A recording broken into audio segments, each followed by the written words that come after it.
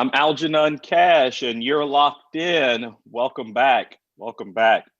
Also locking in with me today is going to be Garrett Holloway, who is a member of the Lexington City Council. Lexington is a small town here in North Carolina, and Garrett is a young member of Lexington and a young member of the City Council.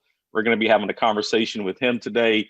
As always, if you have questions, comments, if you want to join the conversation, leave those questions in the section below, and we'll certainly try to work them into the conversation. So you all are locked in.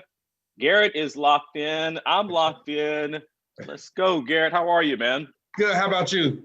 I'm well, man. I'm well. I'm so happy to have you on the show today. And you and I, we met much earlier this year. You used to come by Zesto when we were active over there, and you and I were able to make our connection from there. And from there, I actually, when I met you initially, I didn't know you were on City Council in Lexington. That was something that I discovered later on. But you're an impressive young man.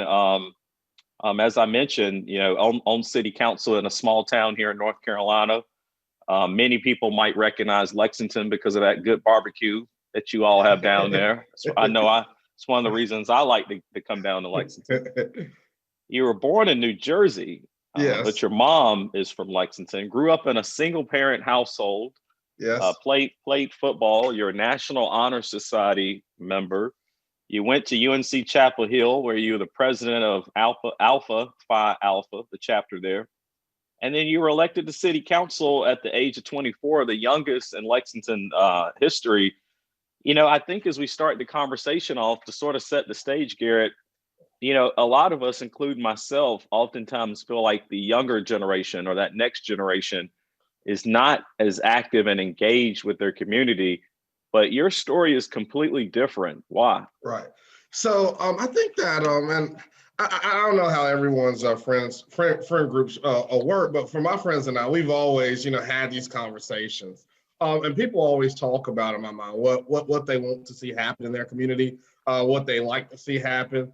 They may even send an email or attend a meeting here and there. But I think that it was important for us to take the next step. Something that you posted on Facebook not long ago, Algenon, was about how you can utilize your voice, even if you're an activist or whatever issue that is important to you, you can utilize your voice and turn that into policy if you decide to take the next step and run for office.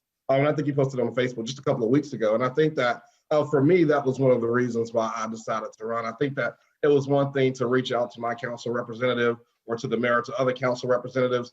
It was another thing to channel that energy and to run for office myself and being able to help shape the vision of the community that I want to see.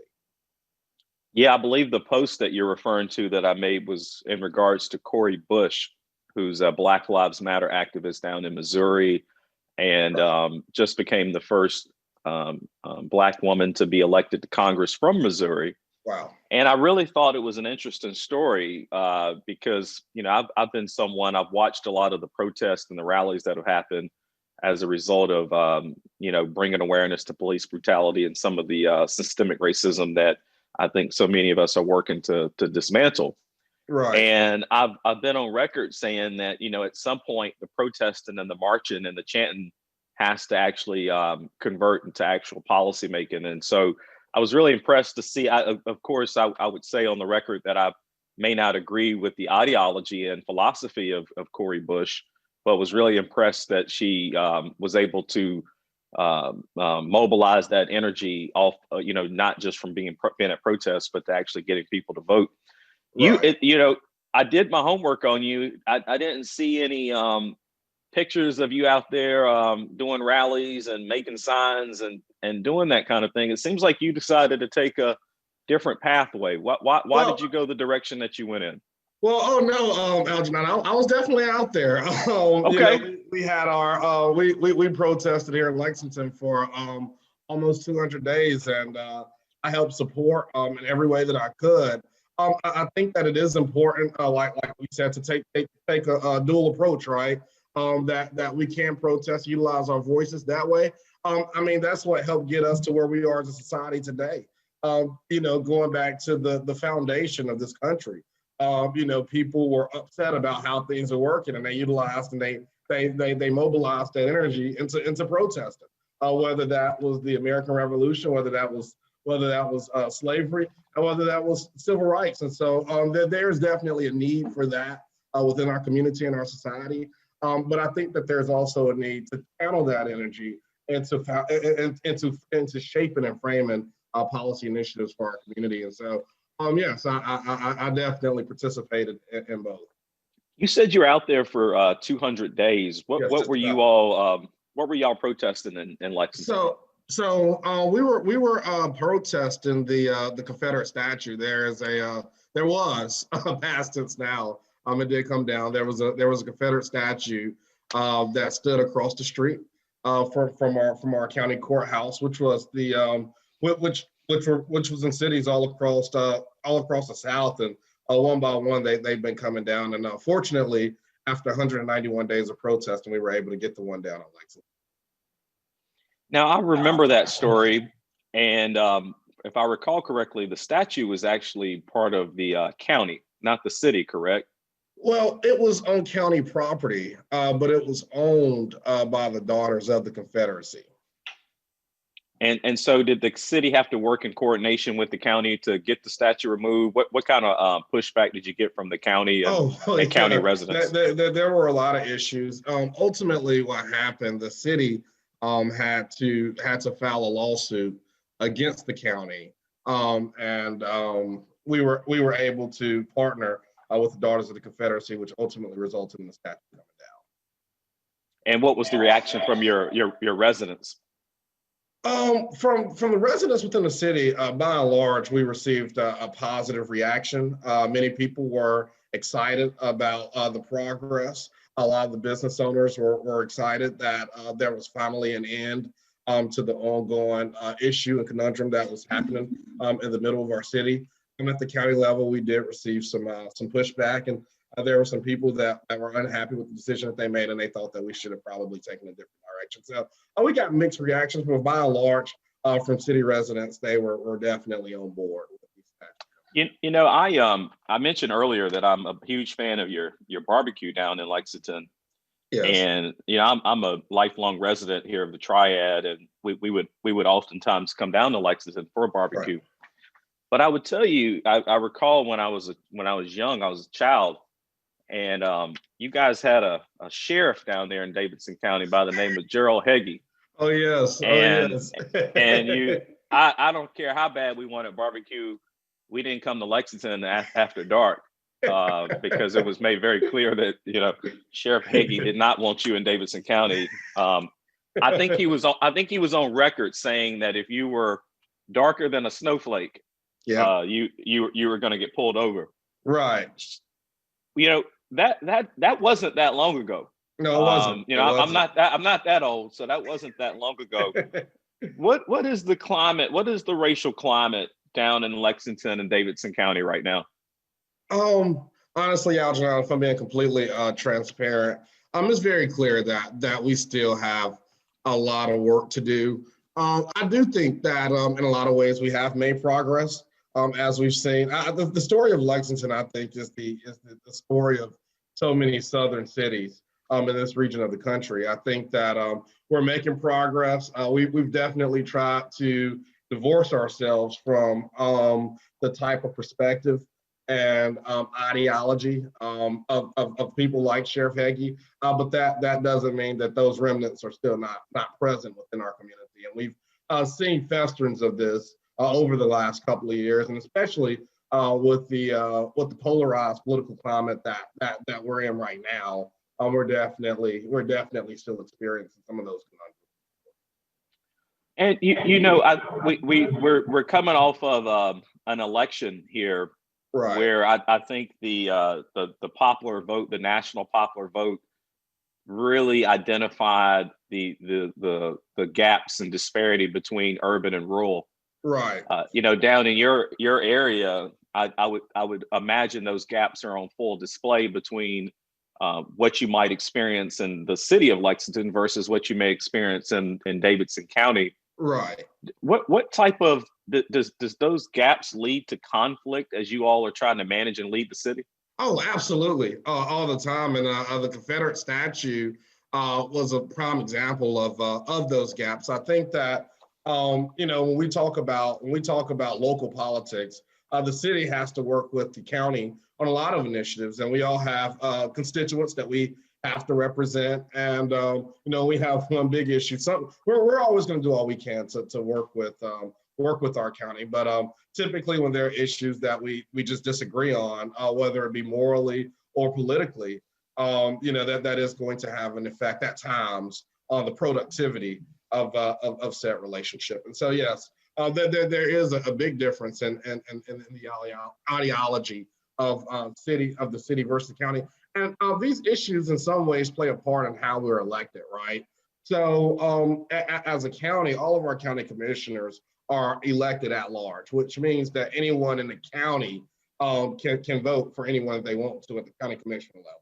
Well, whereas in the city, except for the mayor, we do have two at-large representatives. But for the majority of the city council, we represent certain wards, which means that we are represented by our neighbors and the community that we represent, and that's a big difference between being represented by a ward and being elected by a ward and being elected by an entire county. It does play a role in the political ideology of the constituents that you represent. If you're just now joining us, you're locked in. I'm your host, Algenon Cash. Also locked in with us today. I say us because it's you and I. We're here together. Right. Also locked in with us today is Garrett Holloway, who is a city council member in a small town by the name of Lexington, right here in North Carolina. He's also highly active in his community and has just a long list of accolades to only still be such a young man. Right. He is the youngest elected member of the city council in Lexington. He was elected when he was 24 years old. If you have any questions for Garrett, you can certainly leave those in the comment section. We'll work those into the conversation. Garrett, Reggie Hunt is out there. He's in the audience. Oh. And he says, Holloway, good brother to know. So he's endorsing my guest today. Reggie, we appreciate you listening to the show today. You talked about being elected in a certain ward or district. You represent Ward 5. Yes. When you were elected, you were quoted in the Lexington Dispatch as talking about the challenges around affordable housing and recreational opportunities for the youth in your ward. How's it been going so far? You're about 1 year in. Have you been able to really tackle some of those issues in Ward 5, or have you been dominated by COVID-19? Well, we've seen a little bit of both. As it relates to affordable housing, we have a local organization, Lexington Housing CDC, and they have been, Toby Prince is the executive director there. They do an awesome job in terms of being able to pair our residents with houses that are affordable for their income. We have a program in place right now, and of course, COVID has presented challenges with credit. They because of the uncertainty of our economy, they have had to tighten or restrict a little bit on how people qualify for houses and being able to become homeowners. However, they have a program in place right now that if you make $13 an hour and have a 640 credit score, there's a possibility that we can get you in a house. Now, of course, credit is just a unique entity in and of itself, and so if you were recently laid off, or if you have 3 collections on your credit, it may not work that way. But by and large, that's the program that's in place right now. As it relates to recreational opportunities, we have seen some improvements with our parks. I'm working with a developer right now, and who owns some land in Lexington, and we're in the process of trying to get the process started to help build a facility for some of our constituents right here in Ward 5. We have started on the council level on the recreation facility as well, and so we're doing the best that we can. Like, so we've had some parks become improved, and so we're doing the best we can to make progress. COVID has definitely presented some challenges and slowed some things down, but we're definitely making progress. you mentioned working with a developer. I've actually visited your ward or your district when we Right. were looking in and around Lexington for a potential restaurant And we would love opportunity. to have you. I would love to be there. I think we got to get rid of this virus, man. Right, It's right, really put a damper on a lot of expansion plans, not only for our group but many others. right. You're riding through your ward. I mean, it's probably symbolic of just about any other ward I would see in a small town on the east side of town, and Right, it's been void of private investment. right. What are some things that you may be working on right now to attract more private investment in Ward 5? Well, I'll be honest. The developer that I'm referring to is someone who does have a heart for our community, who's from here. Essentially, really, what I'm looking for is someone who has the capacity, the financial capacity to help us grow. The gentleman that I'm referring to, he owns a good crop of land within our city, and he's willing to help us develop a plan so that we can give something back to this community. But for the most part, I'm just looking for someone who has a heart and a desire to serve our community and want to help be a part of the expansion of growth that I will hopefully be able to bring to the people who elect Well, how's the you're a young guy. How are the constituents of Ward 5 reacting to you 1 year later? You seem like you had a lot of momentum and energy when you ran. I saw a lot of the pictures online. me. It's Right. 1 year later. How's your constituents reacting to your leadership style? By and large, they've been extremely supportive. They've been there at every turn. I remember when the protests were going on and some things were going on in the community. I had people come by the house asking, hey, do you need bodyguards and all types of things of that nature. They've been incredible. I think that it's just really amazing to be able to represent a community, a family and friends, people who I grew up in their homes and played with their children and grandchildren, visited their churches, ate in their kitchens. And it's just been really, really rewarding to be able to help serve and give back to the community that has given so much to me. So by and large, they've just been remarkable. And I couldn't be grateful to represent. I couldn't be more grateful to represent just an awesome group of people.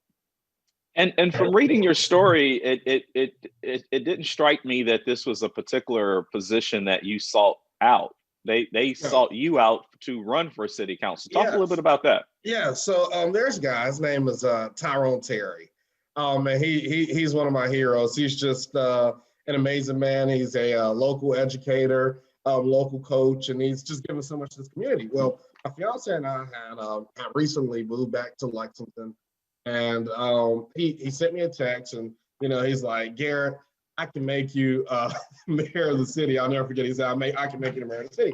I said, Mr. Terry, I was just settling in, and I was working, and my fiance and I had a conversation about it. We're just like, this is not the time. And so he texted me back, and he said, come to a city council meeting with me, and I will let you make your final decision after you leave. Well, I went to a meeting with him, and this predates, George Floyd and some of the other social issues that we were facing as a society. So I go to the meeting with him, and they were very obvious that we were having some issues addressing equity within our community. And so after we left the meeting that night, he's like, "So what do you think?" I have to think about it. And so there are two people that I really trust to be neutral and give me their honest assessment of where we are in the community. These are people that helped raise me, but I knew it would be just completely honest and transparent with me. And so one of the gentlemen, I went to visit him at 6 o'clock the next morning before I went to work. And I asked him, I said, if I just decided that I was going to run for city council, would you vote for me? It was funny. So I got to his house, and he's like, this better be an emergency with you being here this early.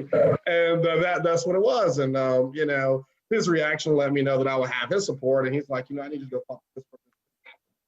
And so I went around over the next couple of weeks and spoke with some folks about, what it is they wanted to see. And if I decided to throw my name in the hat, would they support me?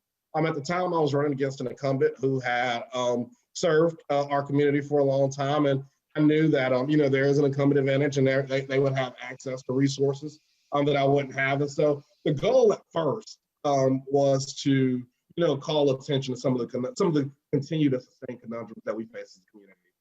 That was the goal. I really didn't think, I knew it was going to be an uphill battle and present some challenges. And, I'm a young guy, like you mentioned, in terms of the council and the structure right now. The closest person to me in age is 20 years older than I am. And so I knew that Wow. it would present some challenges. And so after I started running and I announced, I was overwhelmed with the amount of support we got. I'll tell you, on the day that I announced, I had 50 signs. That was the only overhead capital that I had. And so Wow. we announced with 50 signs. And that day, about 150 people called asking for a sign in their yard.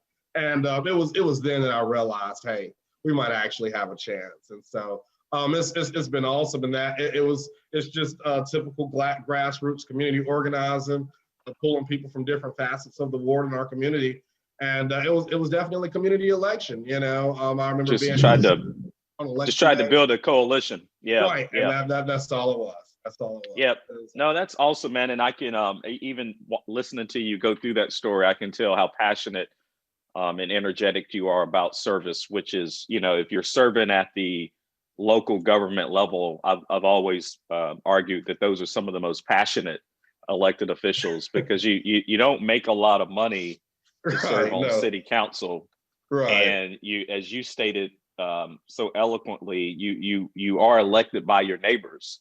And so if that trash pickup is not running on time, someone's going to approach you in the local grocery store about it. And so when you're a local government official, you really got to be passionate about serving your community. And I can tell from your energy that you are someone that is. Antoinette Kerr is out there, and she shouted out to you, Garrett, as well. We had Antoinette on the show yesterday, along with Kwame Opata, who's a criminal defense attorney. We had a great conversation about how to reform policing in America. So for my audience, if you missed that discussion yesterday, it's available on the Facebook page. We'll have it up on YouTube at some point this weekend, but it was a really good, solid discussion about some things that can be done to reform the way we do policing here, not only in North Carolina, but in the country at large. Garrett, you grew up in a single parent household. I did. And, statistics would say that if you're born in a single parent household, you're 5% more likely to end up in poverty, 9% more likely to drop out of school, and 20% more likely to end up in prison. Your story is fundamentally different. What is it that went on in that house that made you so different? My mom was amazing. I'll argue with anyone. And I know that everybody says they had the best mom or dad in the world. My mom was, she is amazing. And she stayed on me. I didn't get, my mom, she definitely emphasized education. I remember coming home from school, I could not leave the kitchen table unless my homework was done. I remember I still do have terrible handwriting, and I don't think she ever understood that was something I couldn't help. But when I would do my homework, if it was not legible to her and her standards, she would erase it. And she prayed a lot. She prayed a lot. And she was really focused and devoted to ensuring that my life would be better than hers, and that I could grow up and be a productive member of society. And also, she was able to surround me with positive people. I remember, one day in particular, as a child growing up without a father, you always have that sense of loss, that why is he not here? What happened? And I remember one day she made me get out a book and write down every positive Black man that I knew. And that was just really powerful. And she always did things like that. And she saved. We always went on vacation once a year so that, I could see things outside of Lexington. I never went outside of the country until I left Lexington. Until I left Lexington. I never went outside of the country. But, we visited Atlanta, and she has a couple of brothers in New Jersey. And we would always go up there. And what happened? She just pushed me past my limits. I also play sports, and sports was a big part of my life. on the football field. I learned discipline and toughness. On the basketball court, I learned how to think. And so those are all important lessons that I could channel into becoming a better student. And I think that when I got to high school as well, I became very competitive. The same way that I didn't like if someone outworked me on the football field was the same way that I didn't like if people got high grades on testing me. It's, sometimes I think that competitive spirit it could play into my detriment, but growing up, especially academically, I think that it was effective. Yeah, my mom had me when she was 17 years old. Oh, wow. So I was raised by my grandparents, never met my dad a day in my life. And so you and I, we share some history and background in that regard. And I'm very proud to have had this conversation with you, because I do believe that just your past is not always indicative of your future. Right. And there are ways to break those what I call generational curses that so many of us, and especially within the Black community, have experienced. And so thank God for your mom, and thank God for you, and not for allowing your past obstacles to dictate what your future vision is going to look like. Your mom was also an educator, and yes. I know she's very well known in Lexington. Antoinette just shouted out, "Love Miss Johnny Holloway." She's such an inspiration, and so at some point we may have to get Miss Holloway on the show so we can glean some wisdom from her. Right. Garrett, I got to get ready to wrap up. I'm running out of time, and most people don't choose to live in a small town like Lexington. You obviously sound very proud to be there, very yes. proud to be able to represent your community. What's in the future for Garrett Holloway? What do you hope to do next? People ask that question all the time. Honestly, I don't know. I didn't plan on running for city council. God just led me into this, and I have no idea what's next. But we'll pray about it, and hopefully he'll continue to do some great things through me. So the door's wide open. I wouldn't rule anything out. But I don't have any clear intentions of what I want to do next politically. Spoken like a true politician. You've been learning. You've probably been hanging around my good friend Newell Clark. He's starting to rub off on you. I'm gonna need you guys to get your act together and get that barbecue festival back going. I was deeply disappointed I couldn't come down there and get some of that Lexington barbecue. I really enjoy the festival. I enjoy Lexington. You guys actually have some really good food down there. John Wilson down at Sophie's is doing a heck of a job. Your eatery, Red Donuts. So anyone listening, go down to Lexington. So surprisingly, you wouldn't think to go to a small town like that for great food, but they've got some great things going on. Right. Garrett, before we sign off, man, Jenny Biesecker says, "You go, Garrett. World domination." So she must be a fan. Yes, good friend of mine. Good friend. And so before we wrap up, I do have a couple other news that you should probably know about before we go. Election 2020, although it has pretty much winded down, President Trump continues to fight legally against the election results. Actually, today, the president has invited some lawmakers from Michigan to have a conversation about certification of the electoral votes in Michigan. I know this has caught the attention of a lot of people that would say that this is improper. The president is inserting himself into a state election process. I would actually agree with that. I think that this process with the president continues to whine on and on. And I would also argue that we are getting dangerously close to being on a slippery slope here in terms of how much the president and his legal advisors and legal team has inserted itself into the actual election process. And we are beyond a slippery slope when it comes to the presidential transition. As I have argued, President-elect Joe Biden has not been allowed to access any agencies, no classified information. He is currently still not receiving the president's daily briefing. And we are in the middle of a global pandemic, an economic crisis. We've had 250,000 people die, 11.5 million people infected. And it's only getting worse. We've got 12 million people in jeopardy of losing their unemployment benefits by the end of the year. We've got 8 million people who went into poverty since this entire episode has started. And so, I'd still argue that the president has his full legal right to pursue this all the way through if that's what he wants to do. But continuing to block the transition has really put this country in a weird conundrum. And I think it could have national security implications if we don't figure this out pretty soon. I would encourage my audience, go check out the Trump's legal team press conference from yesterday.